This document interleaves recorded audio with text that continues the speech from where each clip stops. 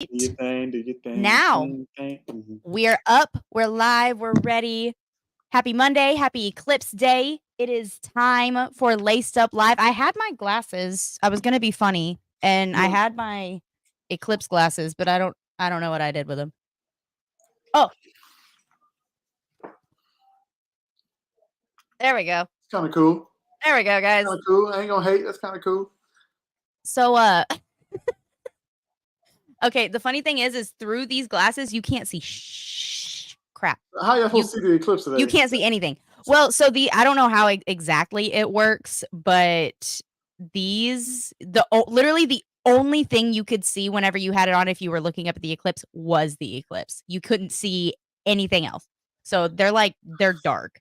So basically, they lied to y'all, and y'all thought y'all saw the eclipse, but really you saw the glass. Never mind. It was just your glasses. It was just your What up, Pete Griggs? No, whoever got to see the eclipse, it was hella dope. It was super, super cool to be able to go out, and I'm in Austin, so I had a really, really good view of the totality and everything. So I was able to go out with one of my besties, and we were all able to sit down and just kind of chill out and watch the eclipse. It was pretty cool. So I hope everybody got to experience that, because that was really, really cool. Why are you trying to battle with me on TikTok? Hey, sometimes we trying to TikTok battle. It might be a battle. It's always a battle. Hey, look, it's not. No, no. Damn it, we compete.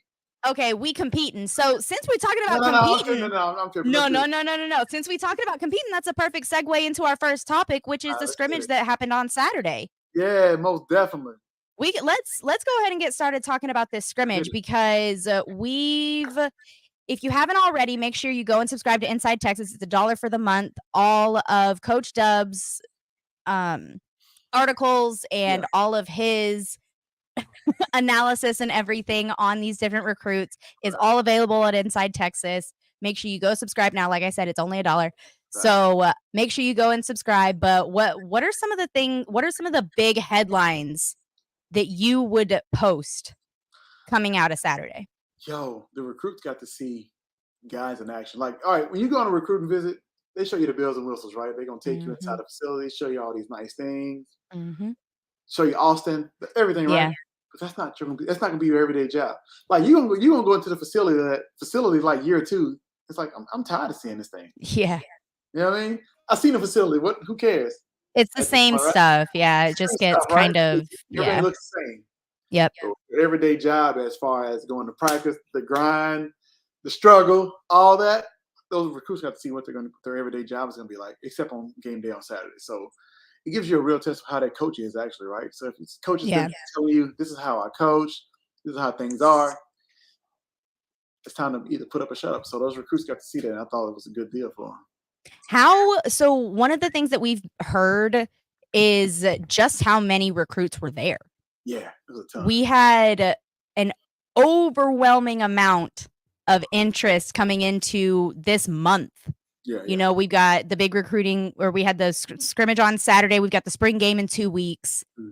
And that's going to be a big host of recruits as well. So what are you thinking about whenever you look at who came to visit on this past Saturday? And also, do you think there's going to be any pop-ups or anybody that kind of surprises people going into the spring game in a couple weeks?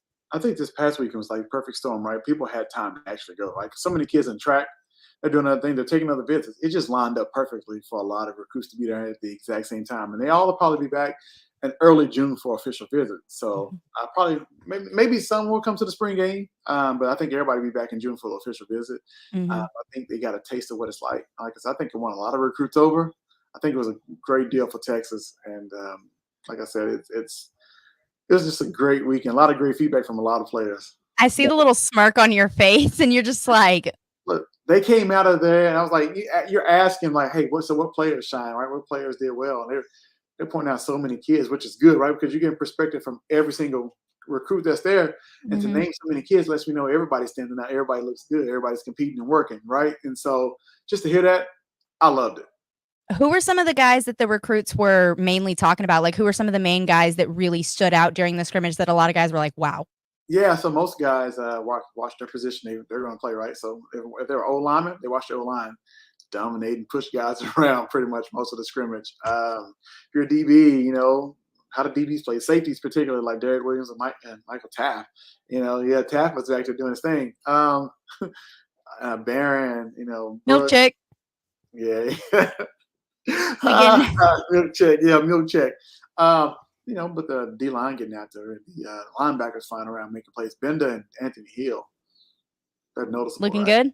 Yeah, and then Jadon Blue. I think every kid mentioned him. And the receivers all look skilled. Like they just like as a team. I even got a Gunnar Helm mention. Him trying to hurdle people and he's like, here, this is my position. I'm out here making plays. 85 is making plays. Chill out, Jake Fergie. Chill out, Jake Ferguson. I call him Jason Witten. Jason Witten. I call him Jay Witt. And a Cowboy. I hope his yak is better than Jason Witten's. Hey, Witt was reliable. That's a Hall of Fame tight end. Reliable, yes, but his yak was when he got older. He was a catch and fall, my dude. Look, he got a lot of plays. He caught the ball and made plays after the catch. Hey, I'm a diehard Cowboys fan. I obviously love me some Jason Witten. I love what he did for my organization and everything, but that doesn't negate the fact that as soon as he caught the ball, he wasn't going nowhere. When I say Witt, I'm speaking of like he's gonna run a good route. He's gonna rely on himself. He's gonna do his job, right? That's all you need. That's all we need. That's all we need.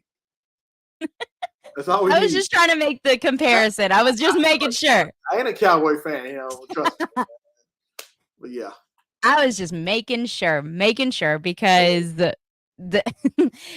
that was always something that me and my friends joked about whenever talking about Jason Witten and everything. So it was just funny that kind of got brought up. But I noticed you didn't mention the defensive line. You mentioned how well the offensive line looked, and you mentioned how they were pushing guys back and everything like that. But what does that say about our defensive line? Because that's something that we have question marks. We know as well as anybody else. We got question marks on that front. So what happened? I think we have a really good offensive line. I think we got a really good offensive line. They're older, they're bigger, they're stronger. I think it's a lot of new guys on defense playing together too. Like, you know what I mean? Except the edges look good. Right? It's just the interior. And I think that's it's just run fits, right? You gotta be you can't be fooled by what you see up front, right? You gotta get your hands on offensive linemen, stay in your gap or try to hold your gap. And sometimes going against those guys who've been playing 3 or 4 years now, like it's a bit different. So give them some time. Like I know you got Alfred Collins and Vernon Broughton. But yeah. That face. What was that? Nothing. Sometimes you need to verbalize. Use your words. No. What'd you say? My mama used to say, you can't say sometimes, don't say nothing at all. So I'm gonna pass. Yeah. Fair enough. Anything about how about Quinn and Arch? What did that quarterback room look like? I thought they were solid, honestly. I hear a lot of reports that they were solid, especially in the red zone, which yes, because we kind of struggled in the red zone last year, right? They were solid in the red zone. And so that was really good to see or hear about, yeah. Well, it's really uplifting because we struggled last year in the red zone. That was one thing that we really struggled with was we were pretty much unstoppable between the 20s, but as soon as we get in that red area, it looked rough, and it was rough on us there for a little bit. So it's good to hear that that's something that they seem to be putting some emphasis on, even in the scrimmages and everything. So that's super exciting. Like it seems so small, but I mean, whenever you get to the point that we're at, where we're going into year 4. We're going into the SEC. We have coaching continuity. We have the recruiting stack. Like we have all of these things going for us going into the SEC. So we're nitpicking at this point, and don't get me wrong, it's spring. Right. So there's not a lot going on, but it's still exciting to hear that we're stepping it up in that red zone. What? I knew it was coming. You're like, okay. Okay, look. I give you 2 seconds of fame. Say hi. Okay, now go watch Moana. Go watch Coco. Go watch. No, you ate all the candy. No. Go watch Coco. Yeah. Yeah. I knew that was gonna happen at some point. Mom is gone. Mama's gone. Hey, that's okay. We keep it real on this channel. Yeah. I'm a house dad right now. Yeah. You wear so many hats. Truly. I'm a girl dad. I love being a girl dad, especially because we watched the NCAA championship. That is the perfect segue into some women's sports. I'm trying to watch the women's sports more than in the guys' sports, right? I'm excited for the girls. Like I'm really into it, right? I want them to see themselves on TV. Like, hey, girls just as good as the boys. They can do everything boys can do, right? Yes. So I'm big on that. Hey. Well, and with everything that's going on in women's basketball, women's sports in general is just booming right now. Softball numbers are up, basketball numbers are through the roof.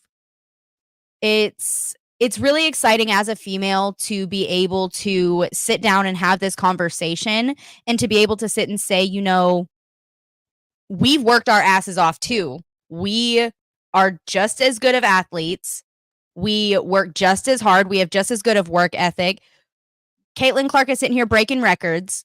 Angel Reese is sitting here. You can't see me getting rings and stuff. So it's like, what are we complaining about? As a woman, hell yeah, show that competitive spirit. Right. I'm excited. Right. Like, I don't understand where all the vitriol comes from. Yeah. I understand not liking Angel Reese if you're not an LSU fan or if you don't like the Hawkeyes. Like, okay, fine. Like, be a school hater all you want. But what I don't understand is the constant personal attacks on not only Caitlin Clark, but Angel Reese as well. And a lot of the other, Camila Cardoso had a whole situation after she freaking scored the game winner to win the SEC tournament. And we're sitting here talking about random stuff that doesn't matter. Their attitudes, I think their antics on the court are just too much. You don't see people saying that to LeBron, who cries every single time he gets fouled. Hey, look. Like, I love it. I like the passion and energy from the women, though. Like, hey, be you. You ain't got to be subjected to act a certain way just because you're a lady playing a sport. You're an athlete. Put emotion on your sleeve and heart, too. Let it out. Who cares? Sports is competitive. Hold on. But that's one of the things that we struggle with, I think, in today's society, just in general, is that I'm going to go on my little soapbox while he figures that out. It's all good. We're going to work through it. But I'm just going to kind of get on a little soapbox real quick because women and women's sports right now is booming. And I really don't understand where all the hate and vitriol is coming from. These women work their asses off. They do everything they can day in and day out to make sure that they are the best that they can be for their team, just like any other male competitor. They go in, they work hard. They're there for their teammates. They show that competitive spirit, and all of a sudden it's a problem. Why is it not a problem whenever Steph Curry is doing it? Why is it not a problem whenever LeBron James is doing it? Why is it not a problem when all of these other people are having these on the court antics? But it's not okay whenever women do it because we're seen as dramatic. We're seen as excessive or emotional. And it's frustrating as a female, as a woman that loves sports. It sucks to see the outside world view it in the way that it's being viewed instead of embracing it and loving it for what it is, because women's basketball right now, Caitlin Clark is a household name. And that is so exciting. That is something that most women have dreamed. Right. Most women that have been in athletics, that have been a professional athlete, they have dreamed for their name and their sport to be lifted up on the pedestal that it's being lifted on right now because of Caitlin Clark, Angel Reese, Camila Cardoso. Like, the 2020 class that came into college is completely changing this game. You've got Caitlin Clark, you've got Angel Reese, Camila Cardoso, you've got Paige Beckers, You got a who ton of girls, but like or I'm gonna young ladies or women, but if I'm being honest, I think you're getting the coverage finally that you should, right? mhm, Because if I look, like I've always followed women's college basketball, like we got some ballers, like and women been having yeah, balls for like years. I think they're just finally getting the media coverage and everything they actually deserve, man. Because mhm, I watched something earlier, they like going back and watching all the championships from like the '80s, the women championships, like man, and it was a lot of great names. Like man, like mhm, think about this. What if Cheryl Miller? Cheryl Miller had this kind of coverage when she was playing at USC. mhm, Like mhm, she was cold, right? You know what I mean? yeah. So it's like, Well, I fine, mean, people were bringing up Maya Moore. yeah, People have been bringing up Maya Moore when in comparison to Caitlin Clark, talking about shooting and everything like that. yep, So these women have been there. yep, These paths have been paved. yeah, These these paths are there for these girls. hmm And it's super frustrating, and it's kind of disheartening to see, the older generations, the Lynette Woodards and those type that have busted their booties. They've busted their butts to pave that way for these girls, right, and just for it to seem and to come off as more bitter or competitive instead of embracing what this new generation is bringing, it just doesn't really make much sense to me. So what do you think? Did you hear her comments, and I did you did, hear what the comments that she made? I did. She came out and like explained, like, look, she's pretty much saying her record can't be duplicated. Like her game, her time, they didn't have 3-point line. Mhm. So it's like, yes, she got these points, but like she had to do extra work to get the points. So Mhm. yes, congrats to like she came back out and explained like, yes, congrats to her. She Yeah, broke the record her way, but absolutely. she had to let the record be known, right? Because she didn't get the same Mhm. notoriety and recognition. So she had to Mhm.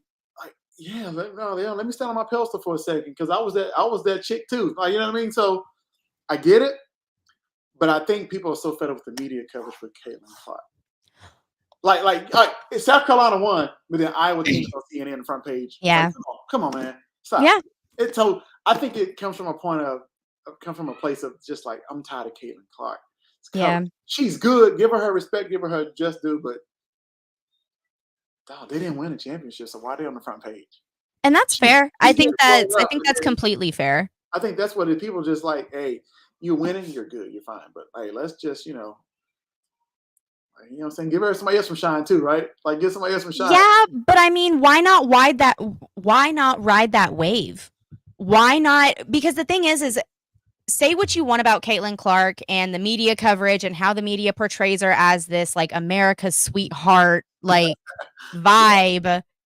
Ta- Take that away for a second, and it just comes across as, I don't want to say jealous, because I don't want it to seem as if she is doing it maliciously or anything like that, but I do agree in the sense that she deserves her flowers. She definitely deserves her flowers, but I also don't think that necessarily had to come with the type of comment towards Caitlyn whenever, I'm sorry, this is gonna sound mean, this is gonna sound Oh, rude, but no, Caitlin Clark has pretty much put the entire sport of basketball on her shoulders.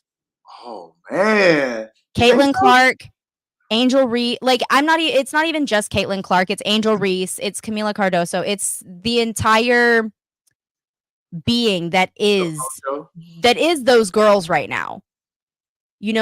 All of them have such a competitive spirit. They are becoming so widely known, Mhm. and I feel like as much as Lynette Woodard deserves those flowers, I feel like they would have came. And honestly, that may be me being optimistic, but I just feel like with the way that women's basketball is trending Yeah, right now, so many more people are going to dive into stats. So many people are going to start looking back at all of these older games. So many people are going to start recognizing all of this older talent that nobody really paid attention to. And like I said, maybe it's just me being a little bit optimistic and hoping that that would be the case because she definitely deserves it, and I don't want to take anything away from Lynette Woodard at all. Yeah, no. But I also feel like the publicity that women's basketball is getting is because of Caitlin Clark and Angel Reese and those girls, you know? And I don't think there's necessarily anything wrong with embracing them and lifting them up. And those comments just didn't seem as if they were extremely uplifting. It seemed more envious than anything. And it as a woman, it's hard because you sit and women are known for being mean to each other. You know, like we are known for being catty, emotional, you know, and so it sucks whenever we feed right into it. Okay, look, that's fair. I don't have a perspective, but you know what I mean? Like, I can't see it from your point of view as from being a woman, but maybe she's coming from a point of view of if I was going to give my flowers, I would have got them a long time ago. How many years has it been? So she took her shot to say, you know, her opportunity to say, hey, I'm gonna give my damn self some flowers. If y'all ain't gonna give it to me, it's been this many years, I'm gonna give my damn self some flowers. So it might not even have anything to do with Caitlin Clark. It's more of like, I hear y'all all the chatter. Shit, where my flowers? Yeah. And then here, I'm gonna get my own flowers. So it just really, I think that's just that competitive spirit in her. Like, yo, it took all this time for me to get recognition. Yeah. Let me go ahead and let me show you. No, and I'm like I said, I'm all for boosting yourself up and getting the flowers that you rightfully earned and you deserve. You deserve those flowers. Right. I just didn't love that it felt like it kind of came at the expense of another woman that is uplifting the sport that she loves and is wanting to grow anyways. And I get that you got Diana Taurasi, like all of them talking like, yo, she get to the league. All that she doing now.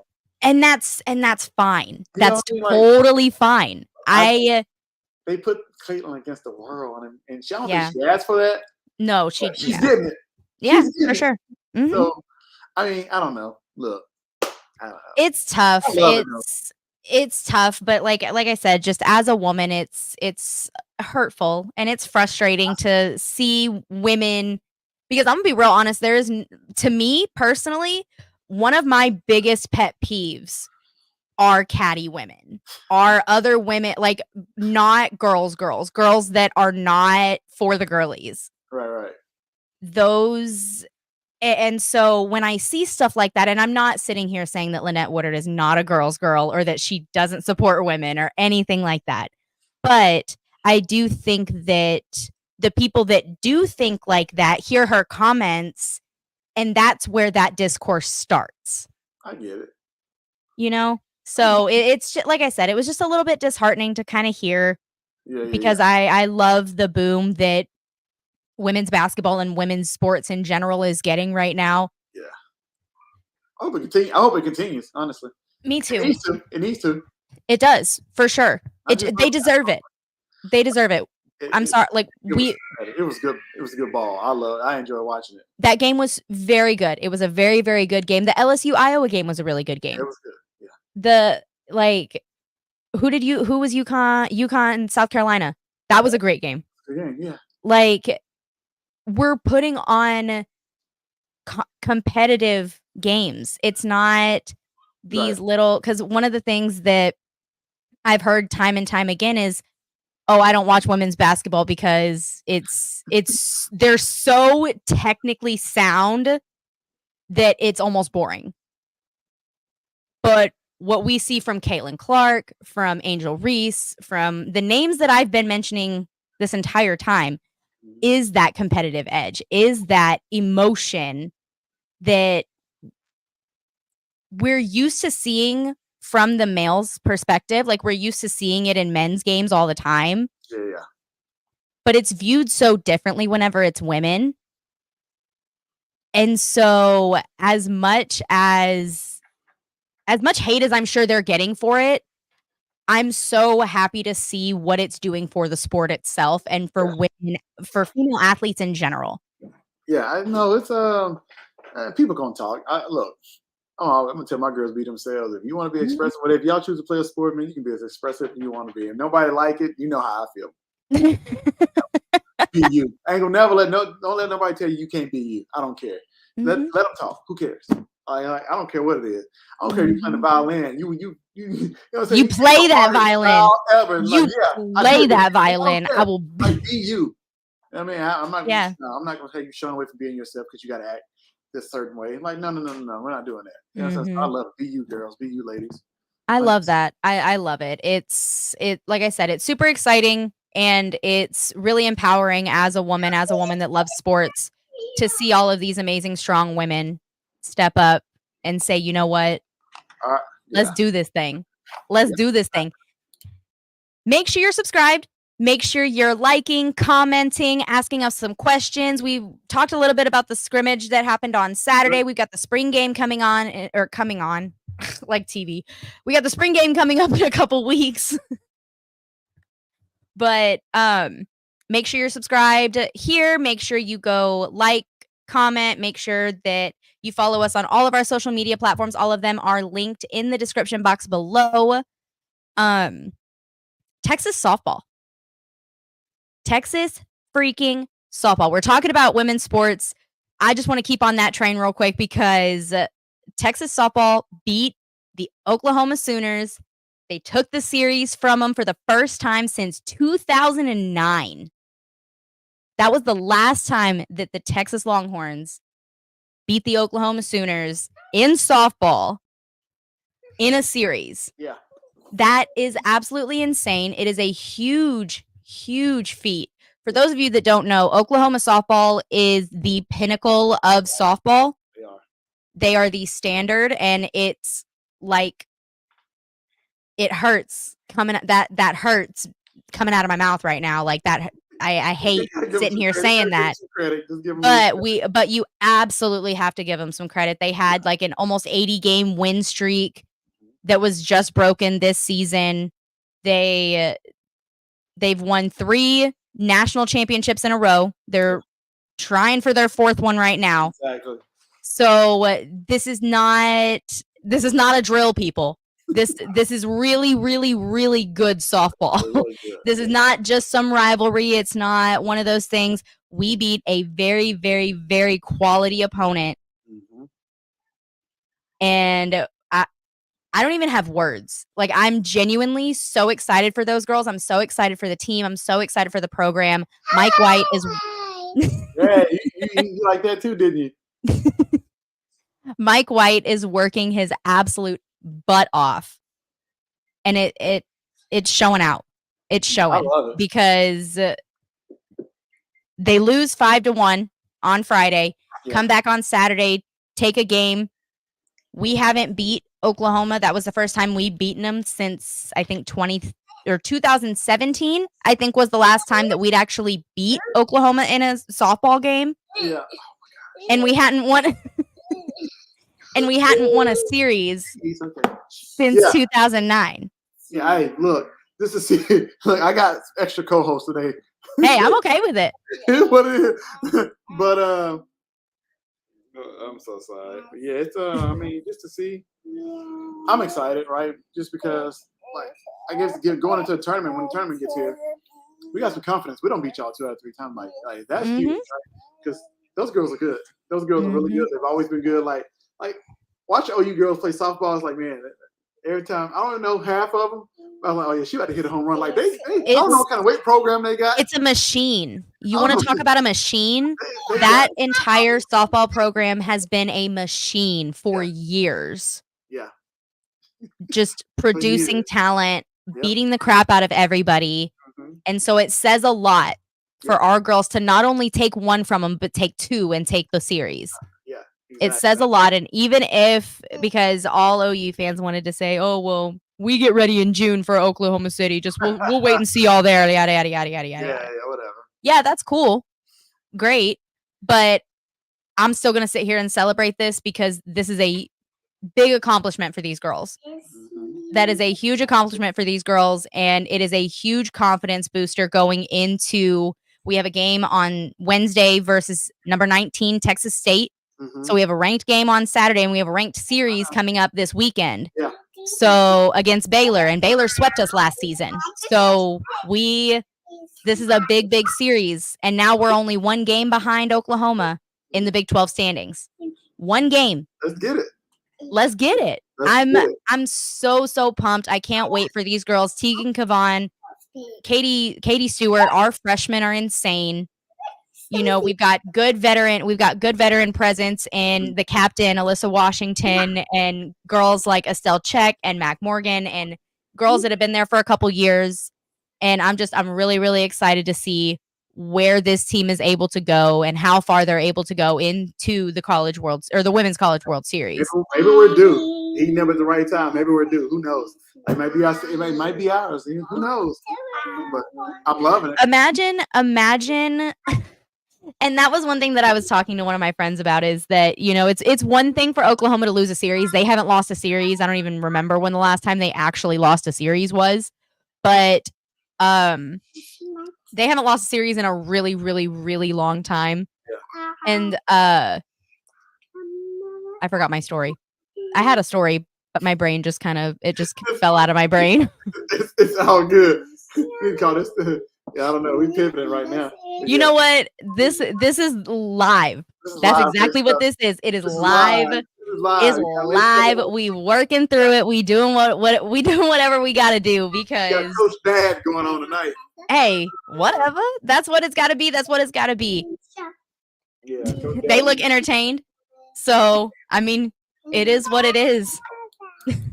Oh my gosh. So, let's get it. What's the next? Oh no. Eric Nahlin puts in an RPM. Oh boy. Here we go.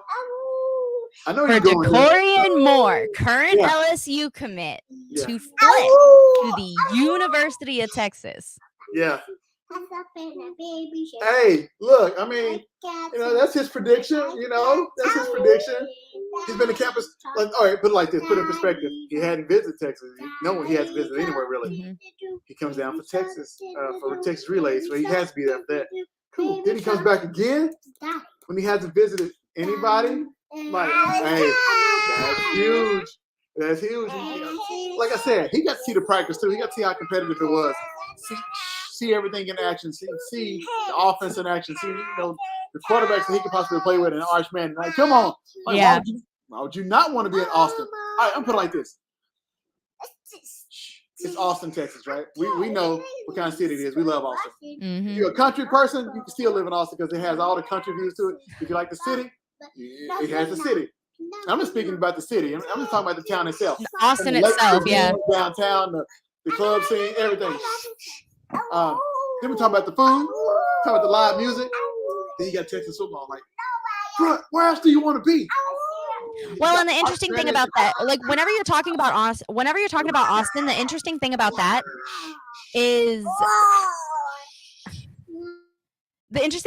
whenever you're talking about Austin is it's not a college town. I'll be the first person to sit here and say that it's not a college town. It is very much a town that happens to have a big college in it. And on top of that, not only do you have all the networking and resourcing and everything that you could need in the city, like you said, it has every single aspect of your life that you could ever want. If you want to go out and hike, if you want to go, I don't know, paddleboard, if you want to go ride scooters downtown, like there's so many things to do in Austin. There's so many places to go and people to see. And that it's the biggest draw because there's not a professional sports team in Austin. The only professional sports team that you have in Austin is Austin FC. And soccer, unfortunately, is not as big in Texas. So Austin, of course, supports Austin FC and everything like that. But Texas is the professional program in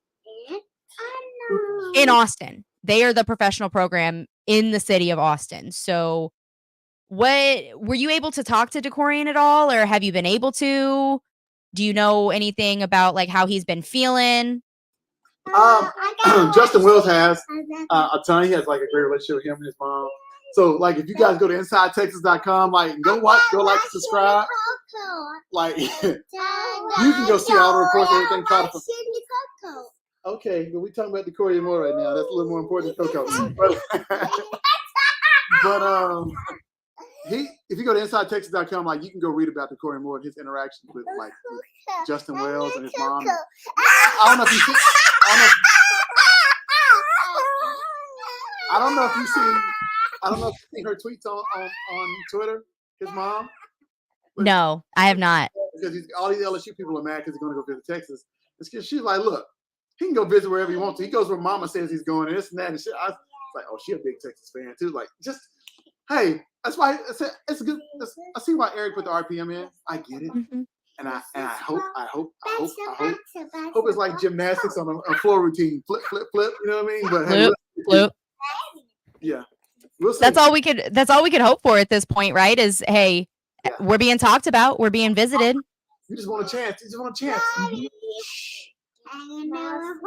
all you want is a chance. And do you think that the upcoming season is going to have anything to do with where he ends up signing?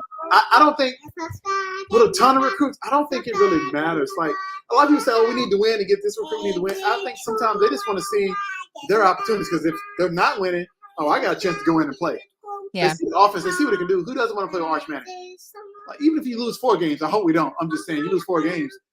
If we're losing 4 games, we have issues. When have Texas ever struggled in recruit, if I had to be honest? Even in 5 or 7 years, we still recruited well. It depends on what you're talking about. I'm saying, we went 5 or 7 and still had a good class. Yes. But okay, go ahead. Well, I'm just saying, but Tom Herman's classes were very specialist heavy and didn't really focus on the trenches very much. Didn't really recruit in the trenches the way that it needed to be recruited. And so we did recruit well, yes, but I feel like it was very top heavy and we didn't always have the depth where we needed it. But if you go back and look at the rosters, they had people. Oh, yeah. We had enough linemen on the team. Like, I know people say that. I know they say that, but now we're at 19 linemen, right? Now we got to cut a lot of. Yeah. Honestly, people don't know what we have because they only look at 247. They look at star rank. And I, as a coach, as a player, former player, I don't like that. Yeah. Because for me, it's like you're ranking kids based on this, that, and that. Like, man, there's a lot of kids out there. As we see every year, we see in the draft, kids come from all types of schools and can ball. So I don't really worry about so much the record. I want to win. Now, I want to win. I say I want to go 5 and 7, but I don't think that has a favor over most of these kids. It really doesn't. Because if you lose, then you're gonna get rid of people I can play. Yeah.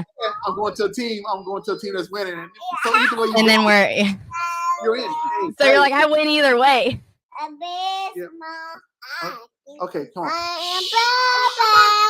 Okay, bye-bye. Go to your room, watch Coco. Bye-bye. Go watch Coco. Bye-bye, please. Go watch Coco. So Victor Santiago has a question. He said, is DeCorian Moore better than Evan Stewart and Micah Hudson as a recruit? Ooh, Victor. Hey, look. All right, Victor, let me put it out there. Route runner. Like Micah Hudson's that dude. Evan Stewart's that dude. DeCorian Moore's that dude.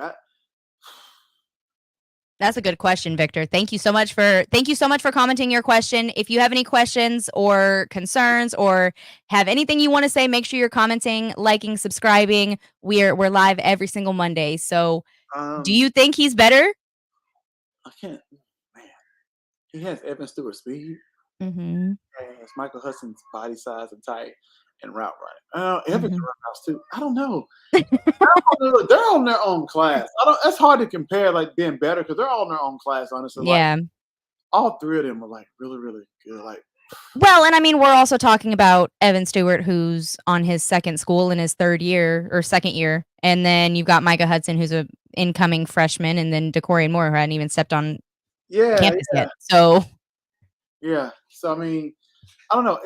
Evan's that dude, man. I know he's an A&M. I didn't get displayed as much, but Evan's like, he's just as fast as DeCorian, right? He's a 10.5, 10.400 meter runner too. He can run every route there is. He has hands. He go get the ball. He may not have the body frame as DeCorian Moore, but Evan's a first round receiver. Let's be honest. Michael Hudson's very, very good. Same trainer, by the way. This Michael Hudson and Evan Stewart. So yeah, they're ready mentally, physically, whatever the case. But I think DeCorian Moore is just looking at him, man. He has an NFL body type. I call him OBJ. He's Odell Beckham Jr. That's who he wants. Seriously, that's who. I'll That's take the comparison. who, I'll take it. just don't go to LSU like him, and then we're good. Yeah, let's not do that. Let's not do that. Let's end up in Austin. I like that idea better. I like that idea a little bit better. Who are some of the other names that you were able to hear from and everything on Saturday that had some interesting notes? Any interesting nuggets or anything from anybody at the scrimmage that you were able to get in contact with or talk to? Or I talked to pretty much every recruit that was there, honestly.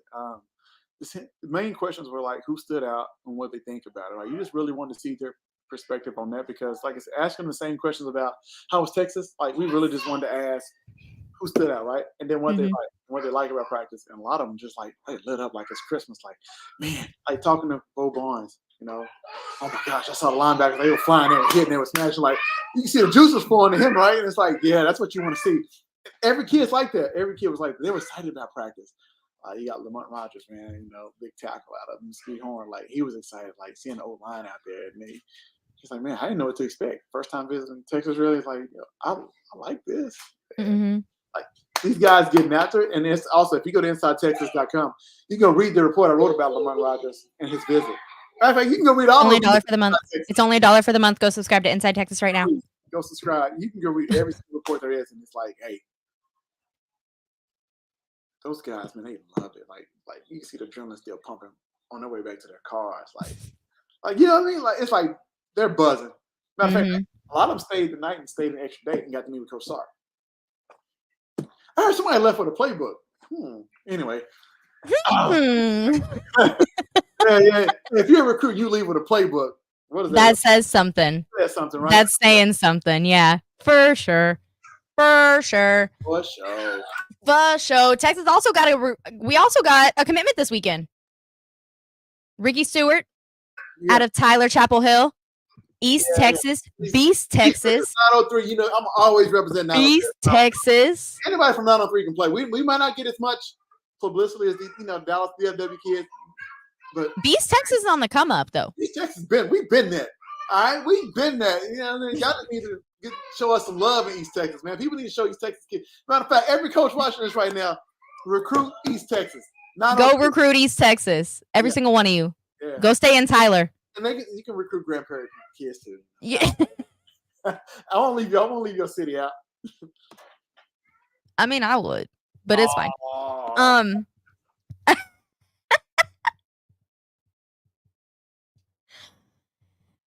Who were some of the other crews that you were able to talk to? Because you said Bo Barnes. You got Jonah Williams. You got any fun things with Jonah? Because the thing with Jonah Williams is, for those of you that don't know, Jonah Williams has been crystal balled to Oklahoma. There's been said to have had interest in A&M, Texas. He's got some offers out there. So what are you hearing about 5-star Jonah Williams? I mean, I got a chance to talk to him afterwards, right? After he headed back to his car, he just talked about, he really liked it. Said Texas was really, really recruiting him hard. I was like, who stood out to you? He was like, Derek Williams, man, he's back there making checks and this. He said, well, Michael Taft, that dude's like solid. I was like, yeah. We all know that, right? I love that everybody is so like shocked, like, dang, okay, Mookie. Okay, Mookie, but get it. It was work just to hear him checking out practice. Like I said, he got to see Coach Gideon up close. Like, okay, this how this dude would coach me like the whole nine. So for me, he was still buzzing. He enjoyed it. And I know he's gonna take other business. He might go pro baseball. Like, yeah, it was legit. Do you think that baseball is going to be a big selling point for him? Could be. Yeah, I mean, he's really into baseball. Like I said, he can go pro. He may go first round and. Because the reason that I asked that is because OU baseball looks to be a little on the rocks right now. Texas baseball is looking. I don't really know what to make of Texas baseball right now, for being completely honest. And so our hitting and everything is great. It's fine. Defense is fine. Pitching is something. Sometimes I'm not really 100% sure where and how far baseball is going to end up going. I'm still a little on the fence as to what that's going to look like. And A&M baseball is number 3 in the country. So honestly though, like you got to be on the best team to go to the MLB. You know, Yeah. honestly, like I said, he's already good enough to go first round. So Yeah. it don't really matter. Like, I don't think it's big of a selling point. I think the biggest selling point is who's really going to let him play both. Mm-hmm. Give him that opportunity. That's the biggest. So you think it's more about opportunity than him actually doing both, or do you think he actually? It's not as easy as most people think trying to do two sports. Yeah. Even running track and football is hard. So I was just about to say that we saw it with Brendan Thompson. We saw it with a lot of them, right? But you know, he does. Well, not everybody's going to be a Marquise Goodwin. Like, facts. I think the biggest thing with that, Marquise actually played football his first 2 years before running track. So he kind of established himself before running track. Then it's like, you can do what you want because we know what you got. Yeah, we know what you got. Yeah, we don't got to worry about it. Yep. So Victor said, hate to admit it, but OU will have a good defense this year. Not the offense, though. I don't know where Coach Dub went. But Victor, thank you so much for your question. If you haven't subscribed, make sure you subscribe. Make sure you like, comment down below. Ask us any questions. Like I said, we're here every single Monday. We are available at 7 p.m. Central Standard Time. We are on every single Monday. Me and Coach Dub, we're going to be talking ball. We're going to be talking women's sports, softball, baseball, basketball. Like we're going to be talking all things sports just in general, but we're mostly going to be highlighting all these Texas sports because there's so many amazing things going on at the University of Texas. Not only did Texas softball beat OU, but men's tennis wins a share in the Big 12 title. We don't know if it's 100% yet, but they for sure have a share in the Big 12 conference championship or in the Big 12 title. So that's another Big 12 that's another Big 12 championship under our belt. Everybody makes fun of us for having swimming trophies. No. Having swimming trophies, yeah, but whenever you have those types of swimming trophies, then you go and get Michael Phelps' head coach after your great head coach, literally the GOAT of college swimming. Literally the GOAT of college, or the GOAT swimming of college coaching in the sport of swimming and diving. I said he is the greatest of all time, and for Texas and Chris Del Conte to be able to say, you know what, Eddie Reese, thank you so much for your service. Let's go get Bob Bowman, who literally just won a national championship after being at Arizona State for 10 years. No, I'm with it. I was really making a joke from Jonte Cook when he said, I know. He just got swimming trophies. Oh, I know. I do want to answer Victor's question though. Which one? I hate to admit it, but you have a good defense. Well, his little comment. Oh, his little comment. I think. What do you think? Your defense will be good. Third year going into the system, got some key transfers in. They got a front. They got guys in the trenches. They got guys in the back end. They got speed, versatility, like they do. Their offense is going to be dangerous. You think their offense is going to be dangerous? Yes. Why? I'm looking at their receiver room. They're good. Now, I know it's OU and people hate, but, man, they're good. Well, it's not even just that, though. For me, I have questions surrounding their offensive line. And then on top of that, you have a first-year quarterback going into the SEC with the gauntlet schedule that they have in front of them. I think it's going to be really, really tough with the returning production that they have on the offensive line. So, like, they have 0 returning starters on their offensive line. I hear you. And that's rough. That's rough and tough. But the scheme they run, I don't think it's much of an issue. Okay. They're going to spread them out. They're going to be geared the ball quick. I put it like this. Everybody remembers the Oklahoma offense early 2000s, how explosive they were. Everybody remembers the Texas A&M offense, how explosive it was with Johnny Manziel. Everybody remembers who Mike Leach's offense at Texas Tech. No matter who was the quarterback, like who it didn't matter. They're scoring 50 points a game and putting them yards on everybody. Yeah. They run the exact offense. The coordinators came up on that. First of all, he played on the Oklahoma championship team. He coached on the Mike Leach. Like Mike Leach and all them and someone were at OU. Like all of them were coached at OU together before they branched out. They're running the exact same system they did then. You didn't know who those guys were. They wasn't that good then. Remember, OU was terrible. They had I forgot the coach's name. Blake. They had Blake before Stoops got there. He turned around quick. They got the exact same system. Like it's easy. Yeah. It's easy. It's pitch and catch. Yeah. Honestly, the spread out, they're gonna run a lot of mesh. Mm-hmm. And we know we kind of struggled with mesh last year with Houston, but anyway. Can you explain what that means? Yeah, so like go into a little bit more detail about what a mesh is. Yeah. So mesh concepts, they run a lot of mesh concepts, meaning they're gonna run a lot of guys underneath towards each other, trying to make you run into each other on defense, and they're gonna send somebody maybe on post, out, corner curl. Like they're gonna mix it up, but most likely a mesh is what it sounds like. They're gonna make sure they're gonna mesh together in the middle. Right? One person going 5 yards, one going 7, maybe somebody going 8. Mm-hmm. They just want to make the defense run into each other. If you're playing zone defense, they want to make you say, "Oh, I'm gonna cover this person 5 yards." Then you leave the guy behind you. Or if you back up too far, they're okay with taking a 2-yard quick catch here. Right? And then as soon as you creep up, we're gonna take a deep shot. And so I really think that like it's not the you just have to wrap up and tackle. You think about even during our national championship run at Texas, like Texas State was still like, man, like we were worried because it's like, man, that offense is tough. So they're running the exact same scheme. They lost their OC. Honestly, they lost their OC, but I think they have a better OC or system now. Oh my gosh, Victor, what are you doing to me, man? What are you doing to me, bruh? It's just hey, he's fine. It's just funny. It's just funny because we've had this conversation before. I can't Terry Joseph is a good coach, Victor. He's a good coach, man. The chat is gonna love that one. Terry Joseph is a good coach, man. You know, he coaches those guys up. He's a great guy. He's a great recruiter. You know, I told you, man. Mama said if I can't say nothing, I don't say nothing at all.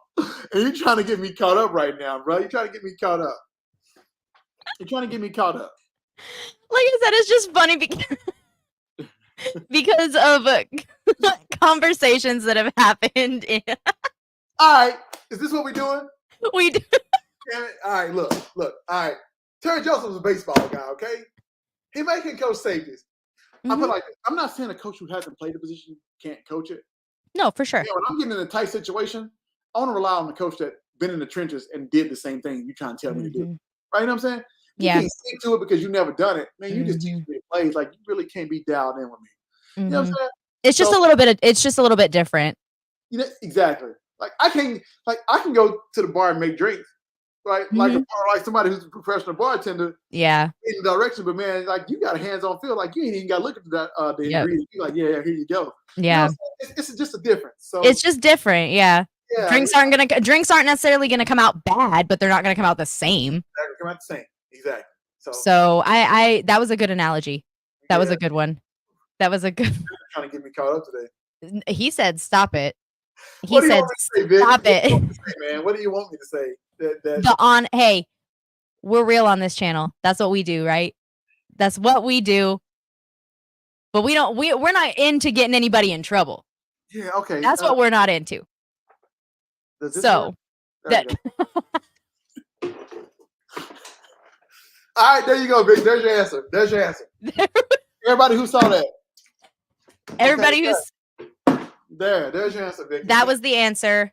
That's what you want. If you saw it, you saw it. If you didn't, if you don't get what I'm saying there, then I don't know. But yeah. Then fill in the blank. Victor won't start. Victor trying to start. Victor's on one tonight. Thank you so much for commenting all of these questions, all of your comments. We really appreciate you, Victor. All of you at home, make sure that you are liking, commenting along with Victor, and subscribing. Make sure you go and subscribe over at Inside Texas as well. They have all of this information all of the time, 24/7. You will never get any sort of information like you're getting it Inside Texas. That's where everybody goes, where all the fun people go. It just is what it is. Except on Mondays, whenever you're here with LacedUp. I like that. I'm laced up. Hey, you know what's so funny? Like while we're here, we live. I got a lot of like former players joining, like SMU who should have came to Texas and played DN, but he didn't want to come. You know, I got a receiver that said LSU that should have came to Texas, but now he's on the live checking out LacedUp and Dub. You know what I'm saying? Yeah, I'm talking. It's what we do. It's what we do. We get involved. We sit. We talk ball. What was the finger for? I saw a question. I said no, Victor. No. No, man. You can put it up there. You can put the question up there. That one? Yeah. Let's talk about it. Let's talk about it. What are we doing? All right. Let's talk about it because that is a polarizing topic. With us going into the SEC, everybody's sitting here talking about Arch Manning. He needs to be the one that's going to step up and do something. Quinn, there's a reason he's coming back. He blah, blah, blah, blah. Oh, what do you think? What? Look, Quinn Ewers keep was it real. solid on Saturday. He was solid on Saturday, right? In the red zone, Quinn did well. From the short to medium range, he was on target. Okay. Mm-hmm. Did he complete any deep passes? No. You know? Has he ever really? No. Hey, I will say some of the videos and stuff that have come out of spring practice, we have seen a few really good deep balls from Quinn. Yeah, we saw some good deep balls. We've seen a few. Let's give a little credit where credit's due. He's not. It might have been on air, in t-shirt and shorts, but it got completed. Dang it, okay. It might not have been against a DB, in a live It was in stride. Yeah, he caught him in stride. Yeah. He caught him in stride. Come on, Victor, give him some credit, man. Give Quinn Ewers some credit. It might not have been no D-line rushing at him, but But hey. You know what? I like Quinn though. I do think that having another year in a system with Steve Sarkisian is going to do nothing but good things for him. Yeah. I do think that we've seen developmental issues with him every single season. But I mean, duh. Like, he's going into his third year at Texas. Or, no, second year. No, third. Third? Oh my gosh. What year is it? Yeah, third year. What year is it? What day is it? What time is it? Yeah, I have no clue what's going on anymore. But Quinn's been there for a minute. Yeah. We've seen the developmental issues. We've seen him struggle with being able to progress through his reads. Do you think that what do you think are his main focuses on this spring? What do you think Sark and them are sitting down with him, talking to him about what he needs to improve on? Honestly, it's really just run the offense and a lot smoother. Like, make sure you know your checks, make sure you know everything. Mm-hmm. Like, I know they do individual like drills, like footwork stuff. When you're on the field, man, you ain't thinking about that. Mm-hmm. Like that's gonna take some time when he goes to the NFL. They got way more time. You don't have school. You don't have anything else. Your job is just straight football. Yeah. Like, let NFL correct all that footwork. Yeah. Stuff, right? Like college. You ever heard you heard the term all the time? Like, don't adjust his throwing motion. Let him be. It's what he's successful doing. Cool. Let the NFL guys fix that. Like same weird, right? Let VY be VY at college. Mm-hmm. Like Quinn be him. He's always gonna throw off platform. He doesn't have perfect footwork. He never will. He never has. It's him. Mm-hmm. But it's always worked. Like trying to change tweak it now. Leave him alone. Leave him alone. He is who he is. Now, so you think it's more just about comfortability in the offense and being in year 3 of the system and knowing his reads better. Just make the routine play. Every play ain't got to be special. Like, be okay with being second and short, or I mean, I don't know, 2nd and 5, 2nd and 6. Like, it's on 2nd down. Hey, let's just get closer to the first down. We ain't got to go for the home run. I know Sark is going to tell him where to throw the ball and stuff like that, but within the offense, during the week, you find out who you need to throw the ball to and all that. But I mean, just read the defense and know where to go with the football. Right? Be a football player. Just be a football player. You've seen the game. The game should have slowed down by now, where you can see what teams are doing. But footwork is not going. It's not going to get any better if you ask me. It's just not. Keep the chains moving. Run the football when you need to. Check into a run. I don't know if he has that ability. I don't know if Sark gives him that ability. Yeah. We'll see though. I'm not spring game. Don't count to me because whatever. I mean, it's a glorified scrimmage for all of us to be able to watch. Week 2. Yeah. But tell me everything I need to know. Yeah. Ann Arbor. Yeah. That game against Michigan. Why do you say that? Well, Colorado State's a good team. They're gonna be well coached. Mm-hmm. Even though we may win by 2 or 3 scores, they're gonna play hard and play to the fourth. Like that's a good team and well coached, right? And it'll give us a good test of defending the mesh because they're gonna run mesh all day.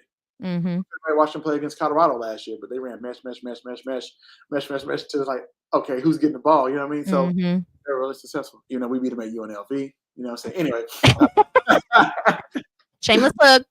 Yeah. But I don't. Week 2 is Michigan. It's on the road. Like tough environment. Michigan lost this and that. Like defending national champions. they're back. I'm sorry. That D-line as it stands now, hope it changes. Anyway, I don't even want to get into that because people might start asking about certain. No, we not. I saw the eyes though. I But saw it. that D-line's going to be very good. That front four is going to be good. People say, oh, they lost people. Dude, people they got coming back just as good. Just as deep. Like they got a return in 2 deep. That's really, really good. And most fans just don't know it. Yeah. Like most fans don't know. They think, oh, they lost this person. They're gonna be sorry. They're gonna suck. Mm-hmm. Like, no. Like as somebody who did the scouting report on Michigan last year before we played, like first, second, and third string, and watching film, detailed film, and taking notes. Like their third string could probably start a lot of places. Yeah. So now those guys are second string. They're not very good. So people need to get that out of their head because people lose. Everybody's not your team. Like some people recruit well and stock talent, and yeah. Michigan's good. Michigan's really good. What do you think the game's going to look like in Ann Arbor? Do you think it's going to be a really good game, or if we can protect Quinn, it's going to be a good game. If we can run the ball, it'll be a good game. That's going to be exciting. I'm excited to see what the run game is able to do. Yeah, me too. Where we've been a lot of screens and all that. We're going to throw some screens, bubble screens. We're going to do a lot, I think. But yeah, we'll see. Well, that's all I got to talk about this week. What about you? Did you have anything else you wanted to say? Anything else you wanted to talk about? I did. I mean, Victor, no. Man, these questions, man. Talk about T. I can't talk about. No, I don't want to. I don't want to talk about that one right now. We don't know. I don't think we know enough about information about the story to where I can accurately convey it, and I don't want to speak on anything I don't know a lot about. Nah, so I'm not going to speak on this situation yet. I will go ahead and put this up here though, just so that people know the question that we are going to kind of bypass for now. I'm acknowledging it. We are acknowledging that, yes, this is a situation, but I would like to get the facts first before making any comments or anything regarding T'Vondre Sweat and what happened, because we don't know the full situation yet. So I don't want to speak on something that is a little bit of a sore subject right now, because it's kind of weird. That's tough. That one's tough. So out of respect for T'Vondre Sweat and the University of Texas football program and all of his entire team, family, everything like that, we're gonna bypass that question for now. Yeah. Look at this. Then we got recruits trying to join the TikTok live. Now look at this, man. Hey, next week we got to get him on here. Next week we got to get him live on the YouTube channel. Hey, Aiden, I think it'd be perfect for you to join us live, man. Like that's one of the best D tackles in the class of 2026, and he's out of East Texas too. Beast Texas. Coach Kenny Baker likes him. Like he has a similar build of. He's a little taller than Byron Murphy, but he's strong. Like, he's taller than Byron Murphy? He's tall. This kid can squat like 600 pounds already. Like, he's only a sophomore. Like, you know what I mean? Like, he's strong. Yeah, that's what I said. He probably can pick up a car. Who knows? But oh my God. like so next week, Aiden Johnson's a good one to bring on. If you're up for Aiden, let me know, man. I think we need to bring. Let us know. We might have a recruit on next week, y'all. Yeah, we might. We're not sure yet. I will make sure to keep you guys updated. But in the meantime, make sure you are liking, commenting, subscribing. Go follow me on Twitter. Go follow Coach Dub on Twitter. We're available on all of my socials are available all of our socials are available in the description box below. Thank you so much for everybody that came on and asked questions and talked and brought up topics and everything for us to sit here and discuss. We love being able to sit here and do this every single Monday. So thank you guys so much for joining. Coach Dub, go ahead and give out your plugs. Let people know where they can go find you. Yeah, Justice probably on my name somewhere with it. But yeah, you can find me on Twitter, Coach Williams II, or InsideTexas.com. Please come subscribe. It's $1 to join now. But it's a good time over there, man. Dorian Leonard said, what's up? He joined the live. Former Longhorn receiver, yo. Look, that's what's up. Hey, see? Okay. I do have a question I want to go ahead and ask real quick. Coach Dub and I had this idea that we were wanting to do a Where Are They Now series, talking to former Longhorn players and just seeing where they're at now. Some that aren't on, Third and Longhorn, the ones that you don't see all the time at games or talking and in the discussions and everything. So let us know what you guys would think about that in the comments below. We do want to incorporate a lot more different segments and stuff like that. We want to do a lot of cool stuff. So let us know what you guys would think about that in the comments below. Share this with all your friends. And thank you so much. Thank y'all so much for sitting down with us every single Monday. It's so appreciated. We love you guys so much. And hook 'em. I don't know what else to say. That was just. I hook it even though I'm in my UNLV gear, Hey, that's okay. I'm not in any Texas gear right now either. I'm keeping it. I work for this. Anyway. You deserve it. You earned it. Well, like I said, thank you guys so much for sitting down and hanging out with us. Hook 'em horns. We'll see you guys next Monday. Bye, y'all. Hey, anybody want to babysit? Come on. Good point.